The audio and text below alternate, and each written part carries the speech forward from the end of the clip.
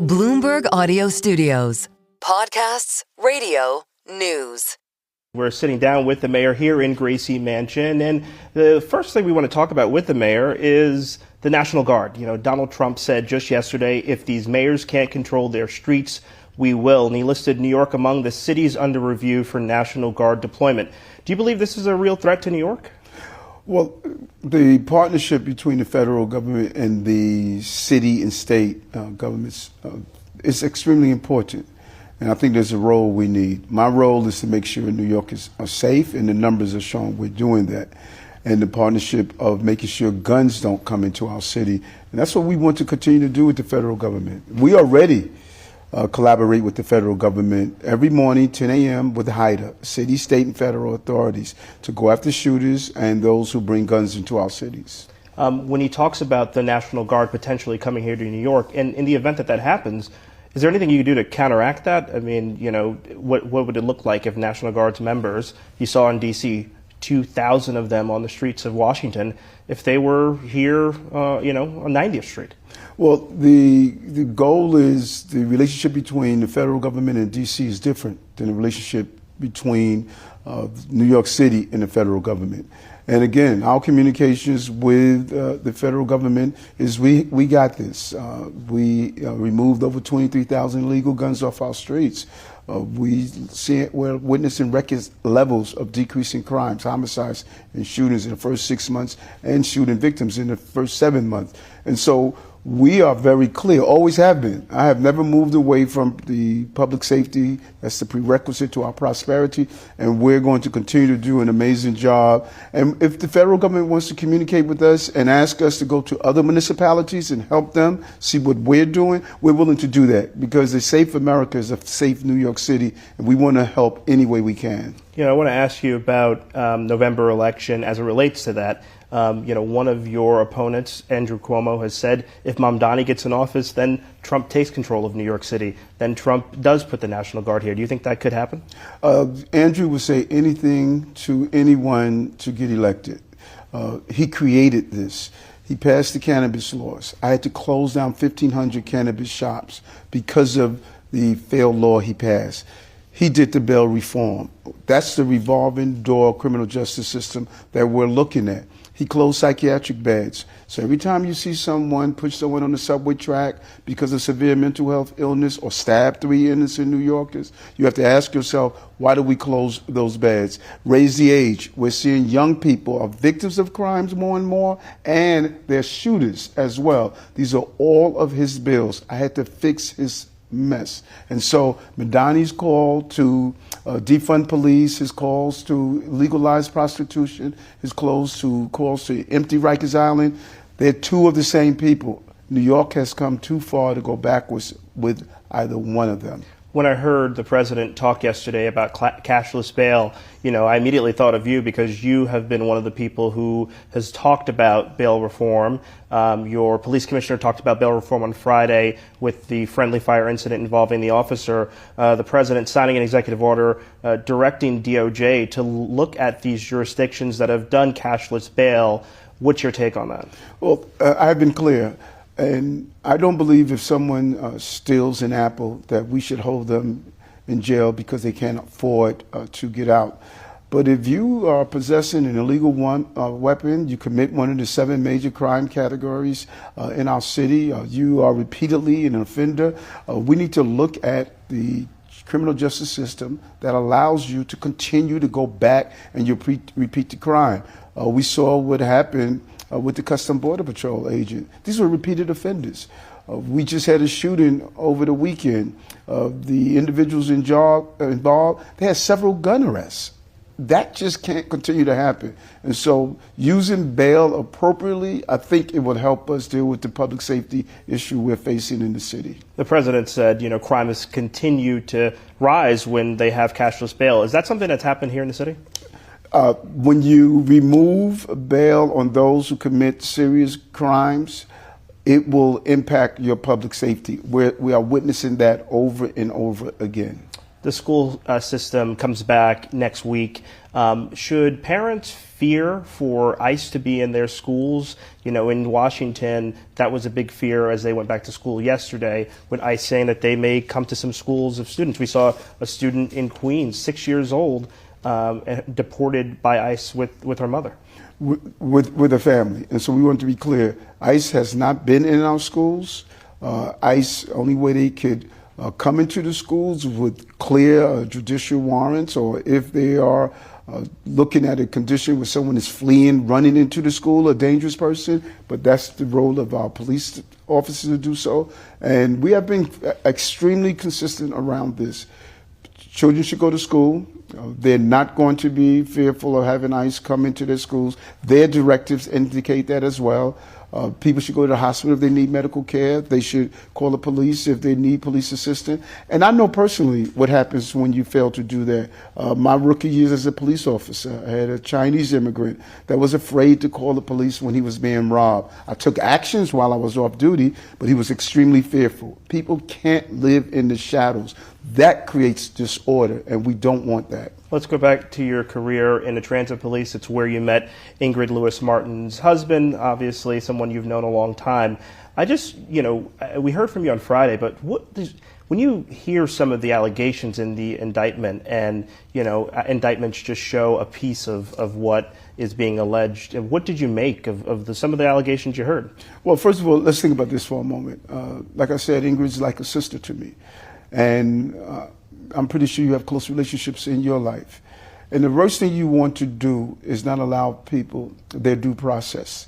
And when you're dealing with criminal cases, every word you say could harm that person who's dealing with that case. And I'm not going to do anything to harm someone that's like a sister to me.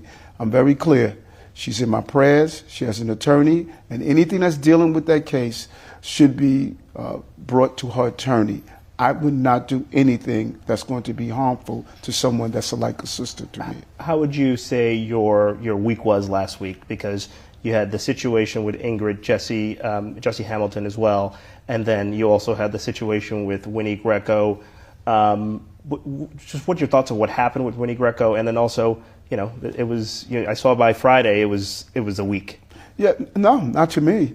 I had 237,000 migrants and asylum seekers. I inherited COVID. I inherited a city that was hemorrhaging jobs. I had thousands of illegal guns on our streets, ghost cars on our streets, cannabis shops open. People rode off New Yorkers. Not only was I dealing with those who were committing crimes, I had to deal with rats everywhere. But look, everywhere that we dealt with, we got up every day and we did the job. But more jobs in our city. The red envelope in a potato chip bag. I mean, when you heard about this, what did you think of it? First, I want to go back. More jobs in our city history. 12 months of tourism. 12 months of Broadway, the best in the city's history. Unemployment drop. Crime drop. Illegal vehicles off our street. All of those things. I'm not going to be judged by a red envelope in a paper bag. I'm going to be judged by how I improved the lives of New Yorkers. It was a stupid thing to do. I don't understand the conversation she had with the reporter. I don't have the history of it. It's not something that we would do in our campaign. I made that clear. I don't know what that was about. And now she's no longer volunteering, or she was never an employee of the campaign, and she was long time no longer in City Hall. So only the reporter and Winnie can explain to us exactly what that was about. I don't know what it was about, and it's not acceptable behavior on my part. Let's talk campaign, because we've talked about the campaign plenty of times. Private meetings, public meetings, where have you. You're polling in the single digits behind Mamdani.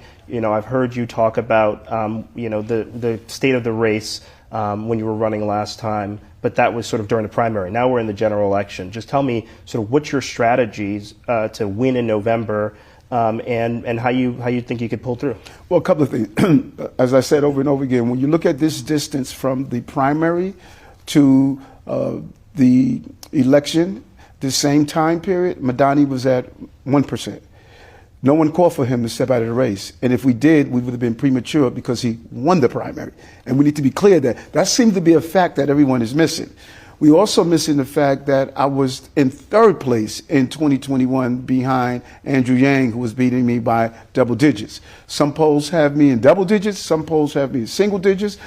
Polls had Andrew Cuomo up by 10% before the election. He lost by 12%. He was up 36%. So when you start to talk about the polls, the only poll that matters on election day, who's going to have the most votes. I must do what I'm good at doing, campaigning, getting my information out to the public so they can see the success of where we were and where we are. This city has turned around. I mean, if we want to be honest about it or not, and I have to explain that to the voters. So the message is Eric Adams is staying in no matter what? Yes. You're not signing any pledge? Yes, I'm staying in no matter what. Who created the pledge? Andrew. One candidate that was at 1% in the poll all of a sudden said whoever's up by a certain number in September should win. That's all Andrew's creation. Trust me when I tell you, he creates these scenarios so that people can believe he's doing the right thing. He lost the race, $35 million, up by double digits, didn't get out in campaign, and he lost the race. People heard his message already. Let's get to some Bloomberg topics here. One of your biggest accomplishments that you've stated has been City of Yes. Just tell me, what it took to get that through. Housing a big issue for, voters and for people who own homes here, who want to own homes here. You have a lack of places to put homes, but City of Yes changed that. Just, explain how that's worked out. In so many ways, many people talk about affordability, but never use their offices to actually produce affordability. Like I said, 5 people running for office, 3 people don't have a record. 1 person is running from his record. I have a record. City of Yes is going to produce housing throughout the city, because housing in New York is not just a Manhattan or Brooklyn or areas that would gentrify. It's the entire city. Never before have we witnessed this most comprehensive housing and rezoning policy in the history of our city. We have built, renovated, and planned rezoning for 426,000 units of housing in the next decade. I mean, this is unbelievable when you think about it. We did it in 3.5 years. That number is larger than 12 years of Bloomberg, 8 years of de Blasio combined in 3.5 years. We are the most housing forward administration in the history of this city, and we got projects off the ground that many have tried, like Willis Point, 2,400 units of affordable housing, Flushing Airport, hundreds of units of affordable housing, union built. And so City of Yes is part of the overall package that we're doing. 5 rezonings in each borough, 50,000 units of housing that's coming out of that. So we know New Yorkers must be housed, but you got to match housing with using the resources of city to make the city affordable. Decreasing the cost of childcare, universal childcare, no income tax for low-income New Yorkers, none at all. What we have done. Well, that sounds like like no income tax for low-income New Yorkers sounds a lot like a Mamdani proposal, and that requires going to Albany to get that done. People may say, you've been in office for nearly 4 years. How come you haven't been able to get that done? Just make the case for how you could get that done. With 4 more years. Well, no, we already got it done. There is no income tax for low-income New Yorkers. And then what you do is each year you go to Albany. They call it a 10-cup day for a reason. You go up there to beg for your proposal. But look at each year.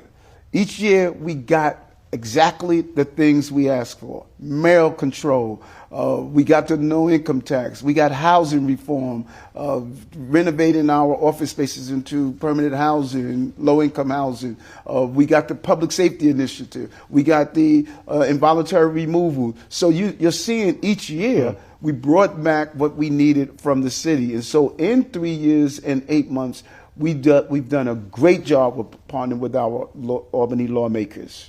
And that's Mayor Eric Adams talking directly to Bloomberg terminal customers and listeners all around the world.